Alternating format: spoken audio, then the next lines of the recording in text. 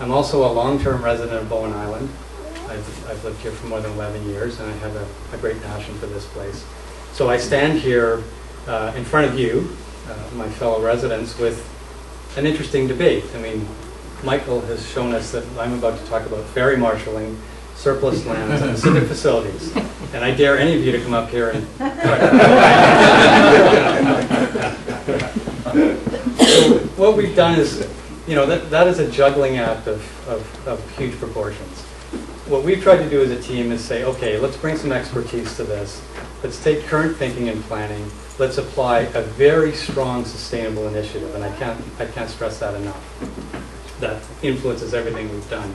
And try to balance the realities of this place, of a difficult economy, of a community that tends to migrate to Vancouver to find work, to find services, and a lot of other things. How do we balance all that stuff? So I'm going to walk you through what we've done to do that. And this represents our best effort at that, and I welcome comments and questions as to how we've done it. So hopefully you could read these quotes.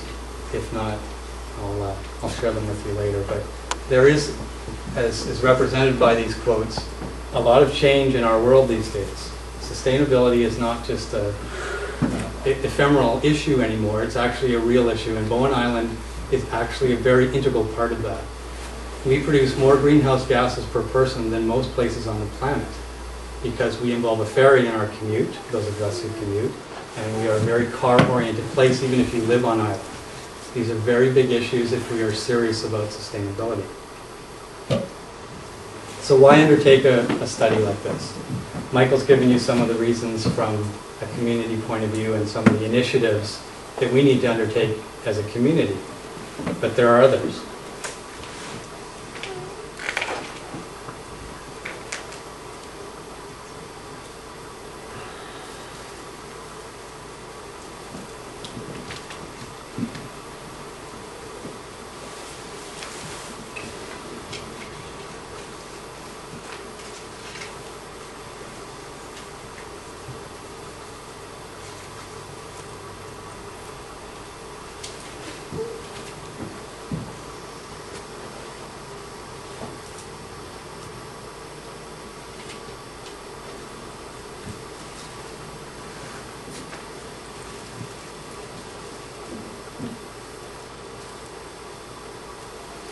So this sentence is very important. This is where we started. We believe strongly, as planners, and planners that do a lot of work in other jurisdictions as well, that concentrating people, jobs, activities, things like the civic facilities together is something that actually is a great community builder, but is also the most significant sustainability tool we have. It's happening throughout North America, it's happening throughout the world. And Vancouver, our neighbor across the way, is probably one of the shining examples of that, albeit in a much denser and grander scale than us.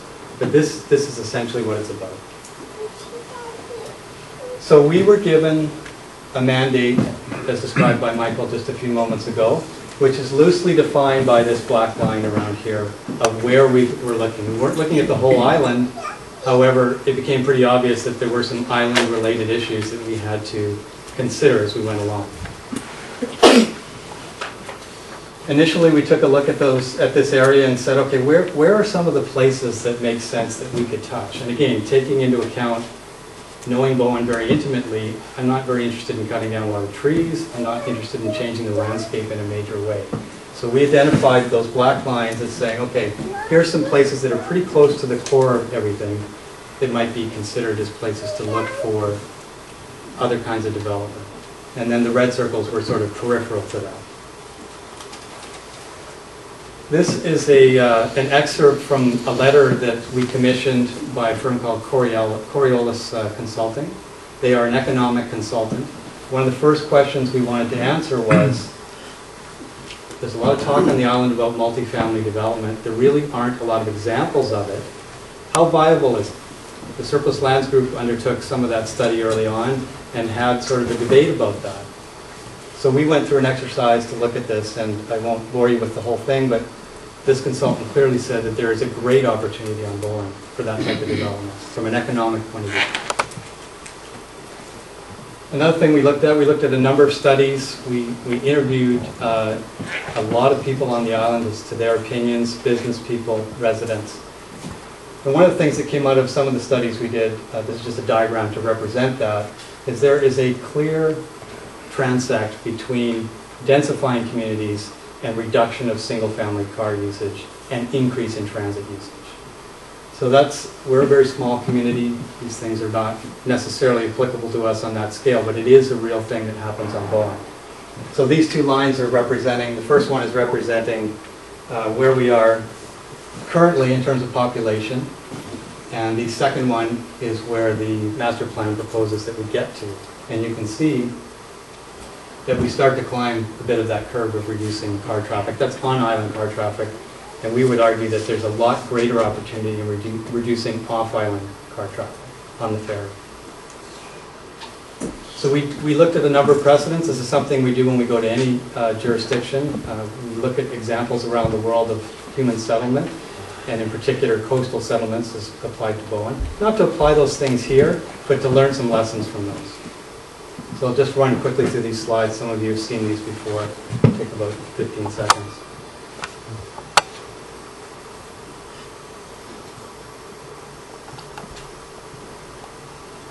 We looked at a number of things in relation to the civic facilities as well, about spaces to play and actually activate as well.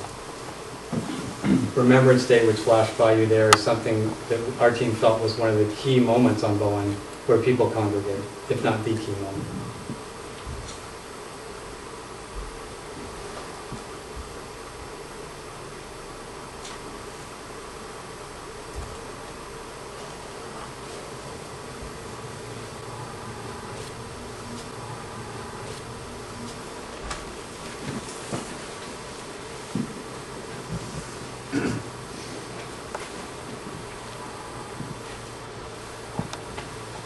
So in looking at precedents on Bowen, one of the curious things that occurred, even to me as a long-term resident, was in looking at it anew, is the form of development on Bowen, and Artisan Square is a perfect example of that, tends to create these odd little spaces between buildings. And this is one of the older versions on the island. It's really actually a very unique quality of this place. And when you're looking as an architect or designer for something unique to a place, which I feel very strongly about, this is one of those characteristics. There are very unique spaces between the buildings here. And it's interesting, and maybe Doug could comment on that later, but Artisan Square, consciously or not, has picked up on that, and there's some very interesting things going on with that. That's something we can use moving forward. Similarly, our fantastic greenscape has a very similar kind of feel to it, and something to keep in mind as well. So we created a number of graphic representations of what we want to do. These big issues that are facing us in the outer circle are very real, and they're no different to our community than other communities. It's just a matter of scale and uniqueness to Bowen, but it's the same issues. We developed a number of strategies of how we might deal with that. So again, live, work, play, and place, a sense of place, and I've walked you through some of the things that represent that. Diversity of housing, sustainable transportation, a really big issue in terms of reducing greenhouse gases. And then we translated those into actions, which you'll see as we walk through how we applied these through the master plan. So we looked at green buildings. We looked at making a pedestrian-first village, not a car-first village, not an asphalt-first village, a pedestrian village. Mixes of use, so that we can get more employment, more activity within the cove, and less traffic into Vancouver, and less traffic on island. Renewable energy, we'll talk a lot about that. We have some fantastic consultants that have dealt with that. So I'll let Esteban speak to these slides, which are essentially a study of the greenhouse gas emissions on Bowen, which were a foundation for us. I guess there's a few things that drove our analysis around greenhouse gas emissions, and there's a bit of a disclaimer. First of all, this doesn't intend to be a scientific measurement on greenhouse gas emissions on Bowen Island. However, we found that you have two major opportunities for addressing sustainable development. One is that you're an island, and therefore you have very definite boundaries and therefore identifying your actual footprint in